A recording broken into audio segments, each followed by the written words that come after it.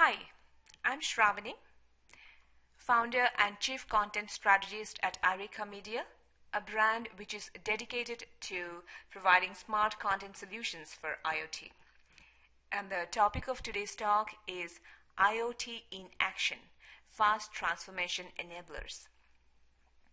Now, in this talk, I will be mainly focusing on industrial IoT. If we look at the industrial IoT ecosystem, two distinct dimensions stands out. One is the technology dimension and the other is the business dimension. Here I'm showing it almost like two gears just to emphasize the interconnectedness of these two dimensions. In technology, the fast transformation enablers include innovations in connectivity, interoperability, resilience, security, and so forth. And in the business dimension is really about market readiness and delivery. So we are talking about the fast transformation enablers in sales channels, adoption cycles, and so forth. So in today's talk, let us begin by focusing on one fast transformation enabler in the technology gear, and that is security. We'll deep dive into security, which is really the most crucial success factor to make this IoT-led transformation truly meaningful and sustainable. So let us take some case studies and also different facets of security to see how it is a fast transformation enabler and what's happening in that space currently. Now, the industrial internet, in a sense, is about instrumentation of the physical world. It is really about connecting our physical assets like cars, locomotives, building infrastructure, etc., to the digital cyberspace.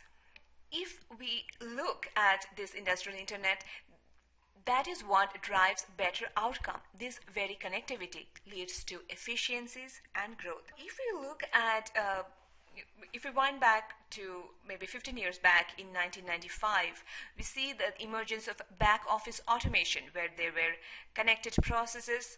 There was emergence and constant improvement in reporting and dashboards and so forth. There was really a revolution in the client-server technology, and that kept growing. And if you fast forward to 2005, there was already social media and CRM, which connected people, facilitated data-driven analysis, and we also saw the emergence of public clouds for consumers and business. These developments were mainly in the domain of information technology, what we call IT. Fast forward 10 more years, we see that the envelope is being pushed more from IT, which is information tech, to OT, which is operations tech. This is also leading a convergence of IT and OT. So the industrial internet, which really took its name and shape last year in 2015, is today enabling connected devices and machines, predictions to prevent failures, and also facilitate maintenance using physics-based data science. And also the cloud is not just limited to enterprises and consumers, but it is also available to the industrial community. Now, what that really means in the context of security? Security is the central factor to enable these gains. Now, cybersecurity, which developed till now to protect IT or data assets, has to be competent enough to protect these physical assets as well. Now let us look at the cybersecurity for the industrial internet. To understand it better, I think it will be good if we look at the impact of what a security breach means for industrial internet. Now, in the IT space, a breach in security would mean loss of data, which may result in identity theft. There can be financial losses and so forth. However, when it comes to operational technology, OT, a security breach results in loss of critical assets, which means loss in energy. We may be out of power, the grid may stop functioning, There may be a total disaster in water supply. There may be drastic changes, dangerous levels in temperatures and other human control parameters which may cost human lives. There can be a calamity caused, let's say, in a nuclear power plant, which can lead to a man-made catastrophe. So we see that the impact of a security breach in the industrial internet context can be very, very devastating in many degrees, more than what it is in IT, because it is not just limited to financial standpoint, it is also very costly and disruptive from a social standpoint. And cybersecurity, again, as we are diving deep, the difference in the IT and OT space is really about the priorities. So in IT, the priority number one is confidentiality of data, and then comes integrity, and then availability. But in OT, it's almost in the reverse order. What comes foremost is control and availability, and then integrity, and then confidentiality. Now, what is the security implications for IT versus OT? The main difference is really in the industrial mindset. So the priorities we already discussed are different almost in the reverse order. The orders are reversed. And the risk in case of IT is data, in case of OT is physical. If we take the software assets and the technology implementation assets, the patching is quite rapid. Sometimes it's almost, we have a patching Tuesday, like once a week in case of IT assets. But in case of OT, they are few and far between. And then when it comes to the technology, it's more purpose-built in case of OT. So the strategy in one case is to protect data, and then in case of OT, it is to protect processes. Protocols are more standardized, IP-based in the IT world, whereas in the OT world, it is more proprietary. Intelligence is threat-based in one case and vulnerability-based in the other. And when we look at the expertise of staff and other professionals, in case of IT, it is more IT stack specific. The certifications are generic. But in case of OT, the expertise comes according to the industry, and the certifications so far available are also specific to the domain of expertise. So what does it mean to the security measures? If we look at till now the scenario, in case of industrial systems, the security priority was mainly focused on availability of physical assets. So the design and the strategy of a security process was really centered around preventing any loss in physical assets. There was a technique called air gap, which means that isolating the operational systems, the industrial systems, from the outside world. And it also means network isolation, in which case the systems and the intelligent systems in the operational world was totally isolated from the internet. However, the industrial IoT is disrupting all that, because industrial IoT, the real promise of industrial IoT, is about open connectivity, where the industrial systems are actually communicating with the open cloud. Then it is also, another promise is making it part of the information highway, what we call the information highway. Now, these new promises are really disrupting the very basis of industrial systems and how the security is designed in that ecosystem. And it is disrupting the conventional security measures in place till now. So in such a period of transition, let us take a deeper look into cybersecurity in the industrial IoT space. Now, in this context, it's probably useful to have a little bit of benchmarks in what works and what we are trying to match our security against. First, we can something to consider is that in IoT, unlike in IT, where the computing and storage has seen significant improvement in the last 1 or 2 decades. We are talking about computing in the order of few gigahertz and 64-bit processing and gigabyte of RAMs. Now, that is not the case in case of industrial IoT. Of course, we do have large systems, connected systems in the industrial IoT as well, but we are limited by low power devices with very low computing resources, which is maybe just 8 megahertz, 8-bit processors, 32 KB RAM. Also, when it comes to certificate authorization, RSA is highly resource intensive, and that fails to work in this context, and we have to go for something like ECC. When it comes to root of trust, there has to be root of trust in the hardware level, which is kind of enabled by TPM. Then secure boot, code signing, encryption using the existing IT methods. But what is most crucial in IoT is a mutual authentication, where the device is able to authenticate the server, and the server is also able to authenticate the device. This mutual authentication is really the key for secured IoT communications. When it comes to securing the OT network, virtual network segmentation is something we have to consider. The policies has to be specific to each IoT network. Unlike in IT, where the default is allow, the default in this case is deny. And then command level whitelisting is also something which has to be implemented to prevent unauthorized processes execute the resources. Only those processes which are approved to execute, only those execute, nothing else, and there can be no exceptions.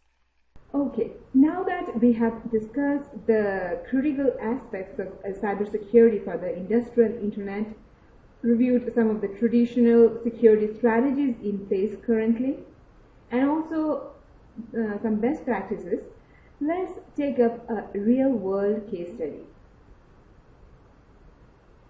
The one I have selected for today's talk is from the building automation industry, and we'll review it from a security implementation standpoint. This IoT solution involves multiple brands, as you can see: Dell, Intel, KMC Controls, Ubuntu. Let's review some of the security breaches that has actually happened in the building automation industry.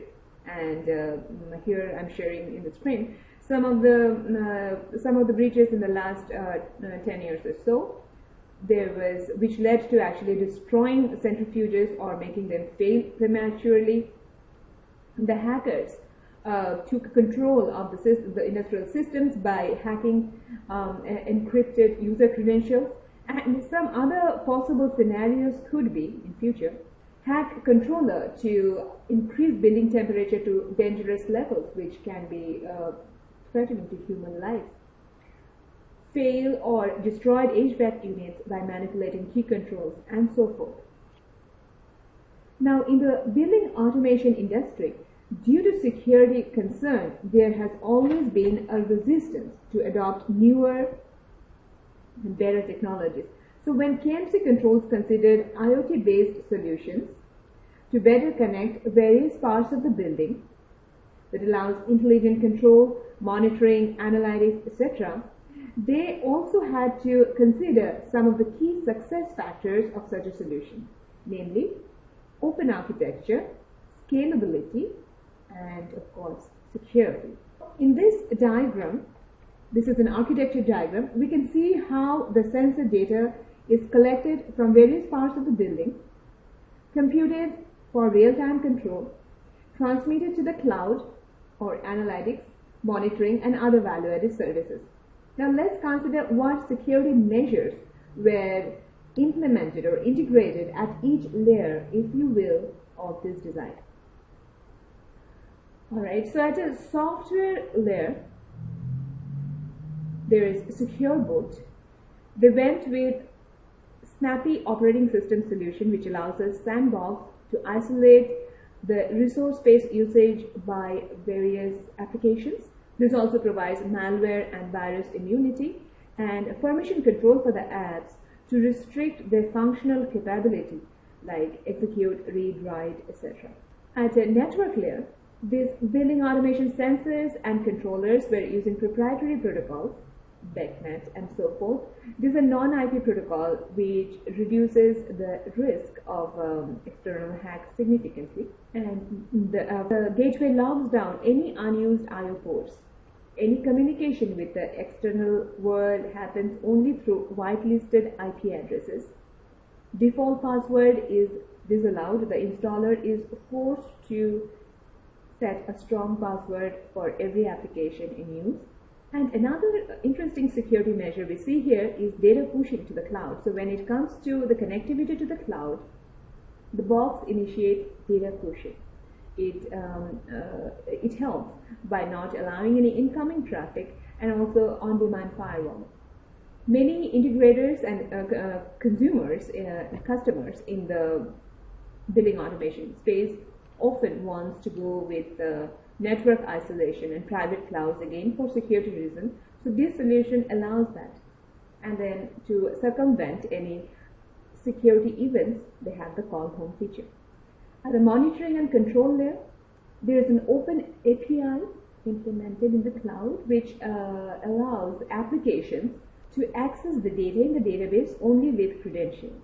When end users want to access the analytics and control any system remotely, they can do so only with the proper credentials, and there is no direct access to the gateway.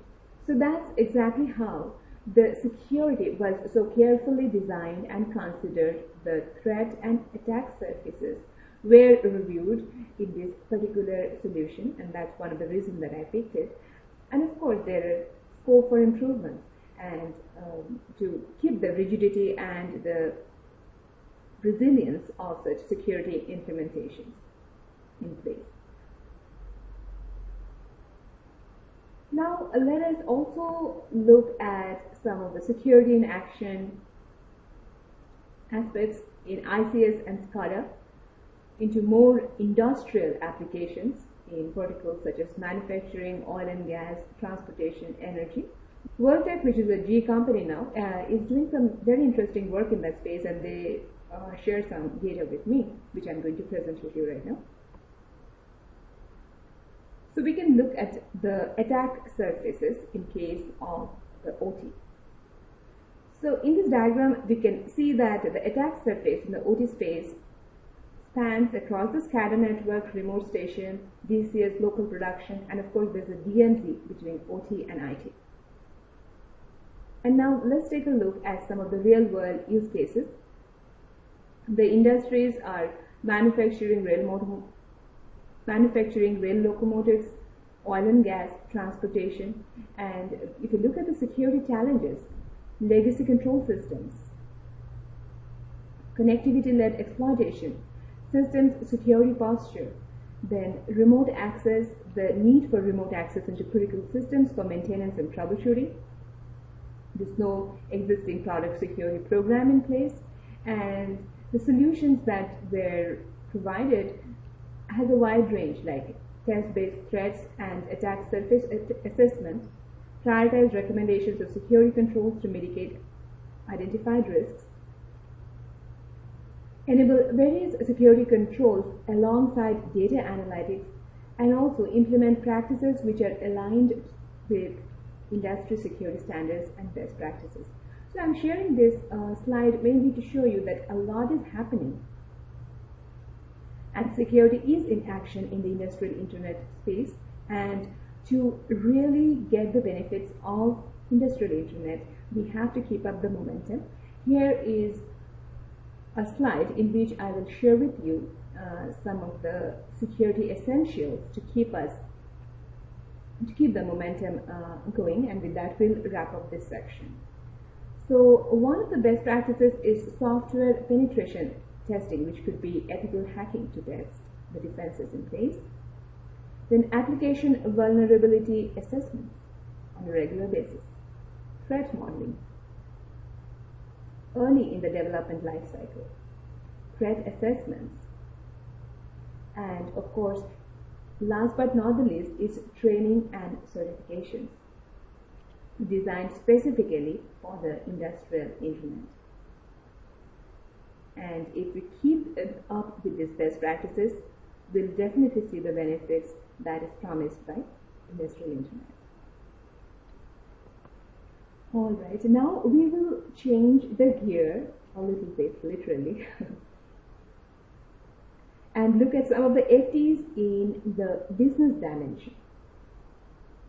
We have, of course, market readiness and delivery, sales channel, adoption cycle, which are really the dominating factors in IoT.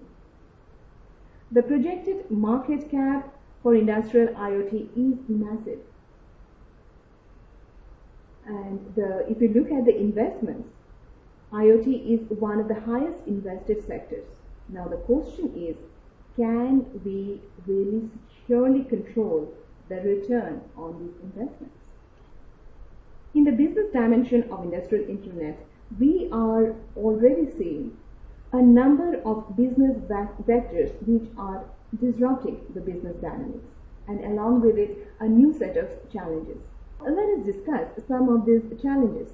If we take up channel, the convergence of IT and OT means it is not enough to use existing IT channels for IT product vendors, but they need to exploit both IT and OT channels. For IT vendors, that means creating new market strategies that are centered around OT channels as well. Another interesting challenge is audience. In case of IT solutions, the main target audience was the CIO and his staff. Now our audience includes operations staff as well. Your marketing messaging has to factor in a wider range of buyers' personnel, often having very different priorities.